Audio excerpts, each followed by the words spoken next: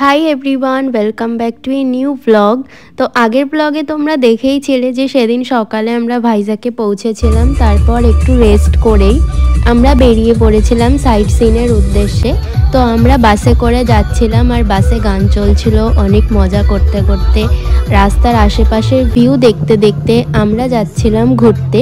রাস্তার ভিউটা তোমাদের সাথে শেয়ার করছি। তো একদিকে ছিল পাহাড় আর একদিকে ছিল সমুদ্র, জাস্ট অসাধারণ লাগছিল জার্নিটা। আর এটাই হলো ভাইজ্যাকের মেইন বৈশিষ্ট্য, যেখানে পাহাড় সমুদ্র দুটোই রয়েছে।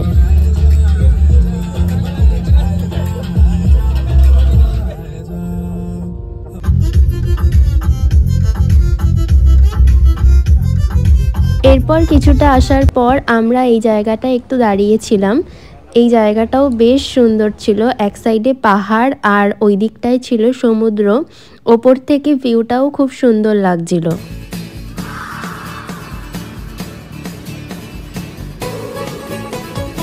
তারপর এখানে কিছুটা সময় অতিক্রম করার পর আমরা গেছিলাম ঋষিকোন্ডা বিচে।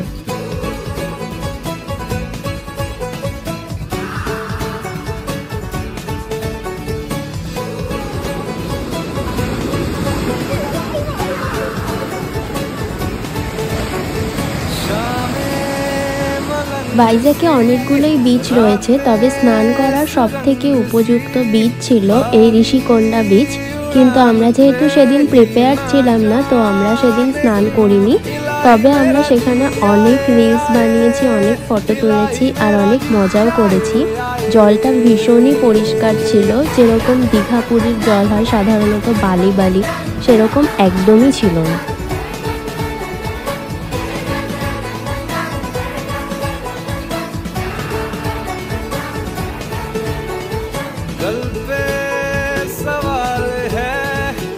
ঋষিকোন্ডা বিচে কিছুক্ষণ টাইম স্পেন্ড করার পর আমরা আবার চলে গেছিলাম আমাদের হোটেলে লাঞ্চ করতে। তো সেদিনের লাঞ্চে ছিল ভাত, ডাল, বেগুনি, কাতলা মাছ, চাটনি, পাঁপড়। সেদিন খাবার পর আমরা একটুকু রেস্ট পাইনি, বিকেল বিকেল বেরিয়ে পড়েছিলাম কৈলাসগিরির উদ্দেশ্যে।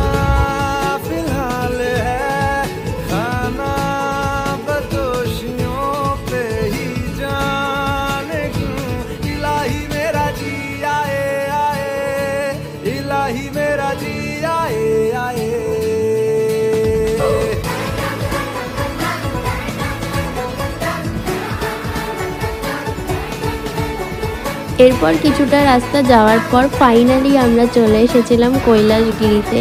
আর এখান থেকে তো আমি দেখতেই পাচ্ছিলাম শিব ঠাকুর। ফাইনালি শিব ঠাকুরের দর্শন মিলল কৈলাসগিরিতে গিয়ে, আর আমি ভীষণ হ্যাপি হয়ে গেছিলাম। তোমরা বিকেলে কৈলাসগিরির ভিউটা জাস্ট দেখো।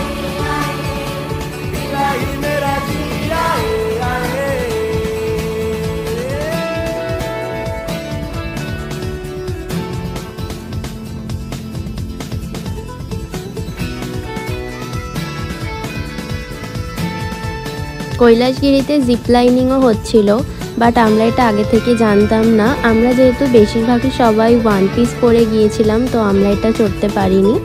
বাট এখান থেকে রাতের ভিউটা জাস্ট অসাধারণ, আর এত সুন্দর হাওয়া দিচ্ছিল, তোমরা ভিডিও দেখলে বুঝতেই পারবে যে এই জায়গাটা ঠিক কতটা সুন্দর, যেটা ভাষায় বলে প্রকাশ করা যাবে না।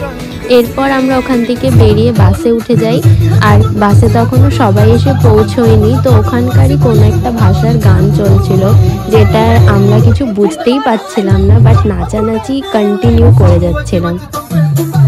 যতই যাই হয়ে যাক না কেন, লাইফে এনজয় করে যেতে হবে, কারণ একটাই লাইফ। তো তোমার যেভাবে ইচ্ছে তুমি সেভাবেই কাটাবে, অবশ্যই কারোর ক্ষতি না করে।